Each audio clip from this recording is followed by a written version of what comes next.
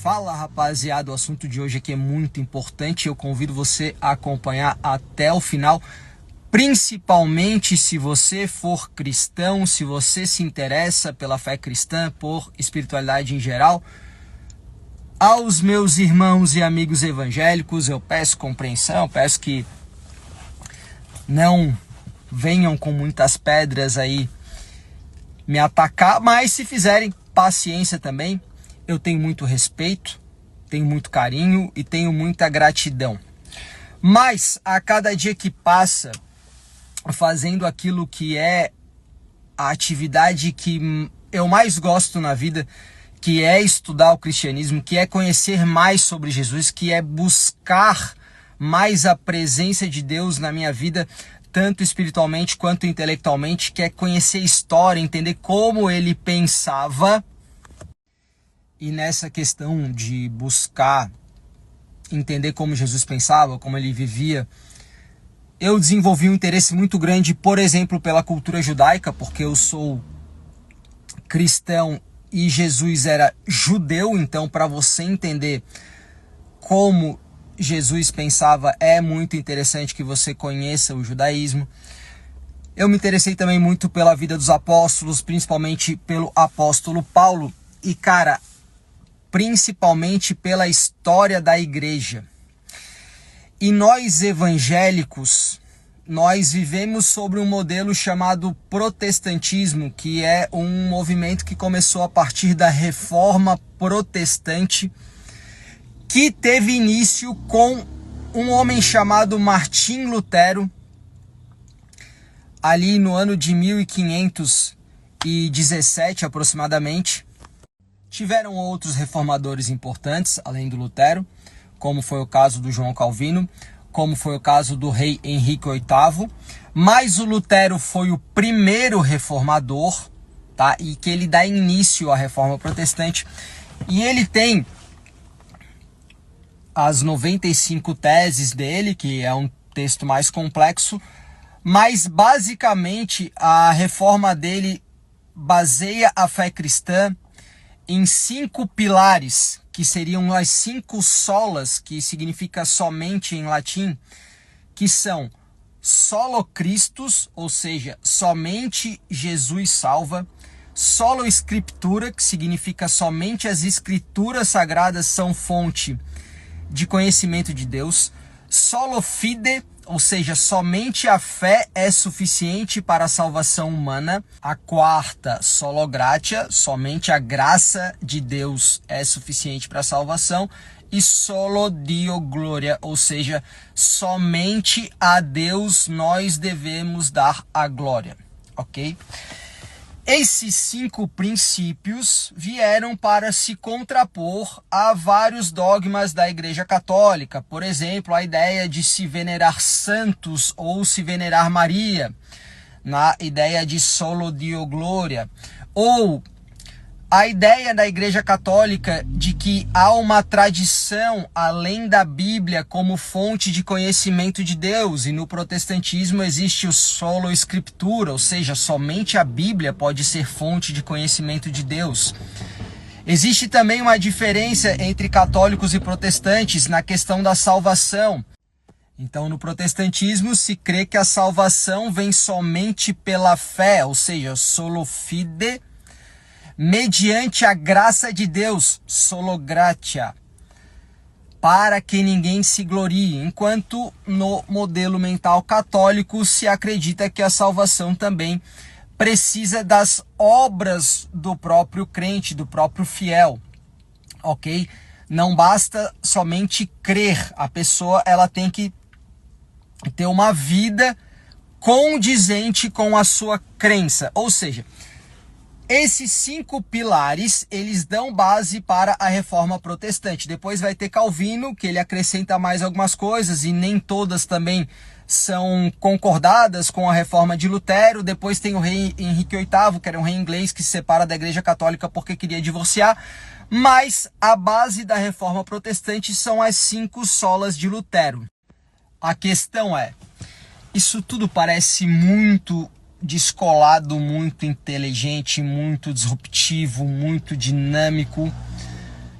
até que você vai se aprofundando pela história da igreja e pela história da Europa naquele tempo. E você vê que as 5 solas de Lutero, elas não batem, elas não fecham umas com as outras. Por exemplo, quem deu a Bíblia para os protestantes, ou para o mundo inteiro, na verdade, foram os católicos no Concílio de Nicéia, aproximadamente 300 anos depois de Cristo. Então, como que eu vou crer que só as Escrituras são fontes de inspiração de Deus, se as Escrituras sagradas, elas foram organizadas pela própria Igreja Católica? Então eu tenho que crer que tem uma tradição por trás dela. Até a Bíblia ser organizada no Concílio de Nicéia e ser fechada ali, ser completa como a Bíblia, que é um conjunto de livros, o cristianismo era passado oralmente, pela tradição oral. Também tem uma outra questão. Há uma diferença entre o Antigo Testamento católico e o Antigo Testamento protestante. Se você não é cristão, você não sabe a diferença entre Velho e Novo Testamento. O Antigo Testamento é antes de Jesus e o Novo Testamento é após Jesus. E é também essa questão de Novo Testamento também tem um sentido de algo renovado, algo de melhor valor. Sabe? Quando tipo um carro com um modelo novo é algo também melhor. Então o Novo Testamento é a revelação divina mais aprofundada, num nível mais próximo de Deus. Há uma diferença entre o Antigo Testamento católico e protestante. A diferença entre o Antigo Testamento católico e o Antigo Testamento protestante são 7 livros que os judeus, aproximadamente 100 anos depois de Cristo, retiraram da Bíblia judaica. Lembra que eu falei que Jesus era judeu? Então ele estudava com base nos preceitos do judaísmo. Os judeus retiraram 7 livros da Bíblia judaica, porque, segundo eles, aqueles livros davam muita possibilidade para o cristianismo, davam muita abertura para o cristianismo, e deixaram na Bíblia judaica somente os livros que tinham sido escritos na Terra Prometida em Israel. Aqueles outros 7 livros tinham sido escritos em outros países além de Israel e tinham sido escritos em grego. Porém, Jesus e os apóstolos aprenderam com aquela Bíblia.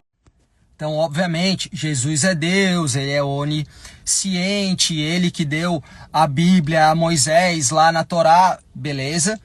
Só que quando Jesus esteve vivo de carne e osso, ele estudava a palavra de Deus, incluindo aqueles 7 livros a mais. Quando ele estudava ali as escrituras nas sinagogas, continha esses 7 livros a mais. O apóstolo Pedro, o apóstolo João, o apóstolo Paulo aprenderam o judaísmo com esses 7 livros a mais. E, como eu falei, alguns stories anteriormente, 100 anos depois da morte de Jesus, os judeus retiraram esses livros por considerá-los altamente cristianizantes, ou seja, que davam muita brecha para o cristianismo. Quando Lutero rompe com a Igreja Católica, ele adota a Bíblia judaica, que é o Antigo Testamento católico menos os 7 livros que eu citei, certo?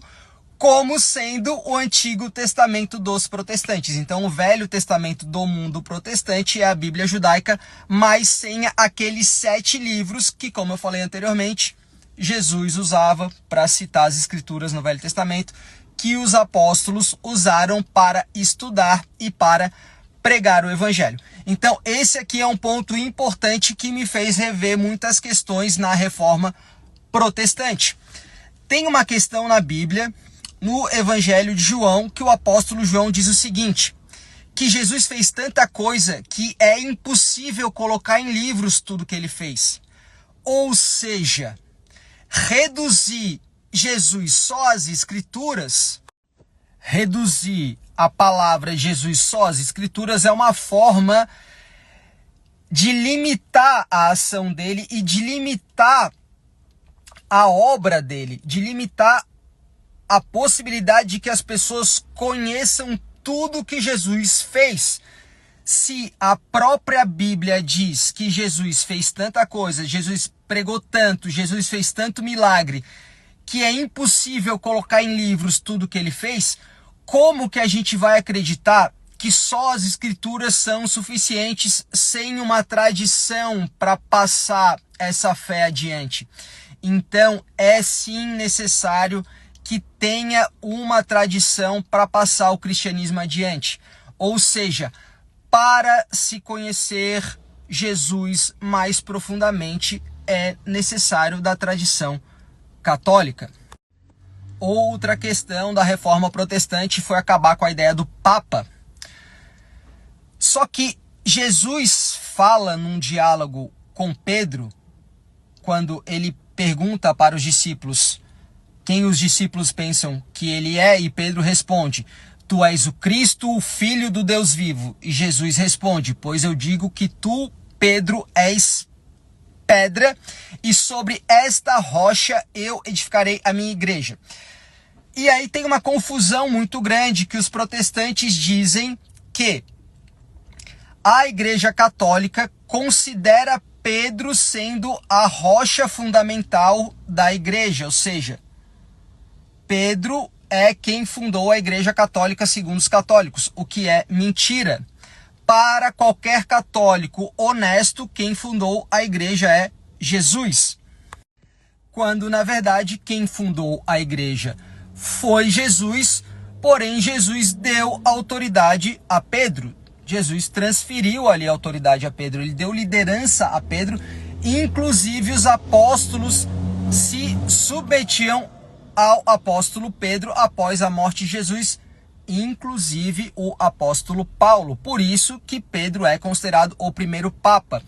Por que que a Basílica de São Pedro foi construída em Roma? Porque foi lá naquele local que Pedro foi crucificado de cabeça para baixo. E ali é construída a grande catedral da Igreja Católica. Então, a ideia de Papa seria uma espécie de um bastão que fosse passado de geração em geração de Jesus para Pedro até hoje, até chegar ao Papa Francisco. São inúmeros pontos para a gente debater de diferença entre protestante e católico, mas o último que eu vou tocar é a ideia de que no protestantismo não se crê nos santos, ok? Na ideia dos santos da Igreja Católica. Solo Dio Gloria, ok? Porém, estudando mais a fundo, eu vi que os católicos também não veneram os santos como divindades. Eles consideram os santos como intercessores e dedicam aos santos honra por terem sido grandes homens de Deus e heróis da fé. Olha, em qualquer igreja evangélica existe um alto nível de reverência e honra aos grandes homens do Antigo Testamento.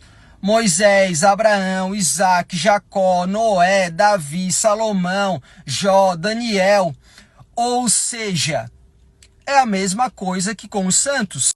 Então não faz muito sentido essa lógica protestante de que Deus, através do seu Espírito Santo, se revelou a inúmeros profetas no Velho Testamento, depois ele vem em carne e osso como Jesus, Jesus morre, ele volta a se revelar através do Espírito Santo, aí depois que Constantino unifica a Igreja Católica e o Império Romano, o Espírito Santo parou de se revelar e só volta a se revelar com Lutero. É uma concepção como se o Espírito Santo tivesse ficado em silêncio, o que é um absurdo.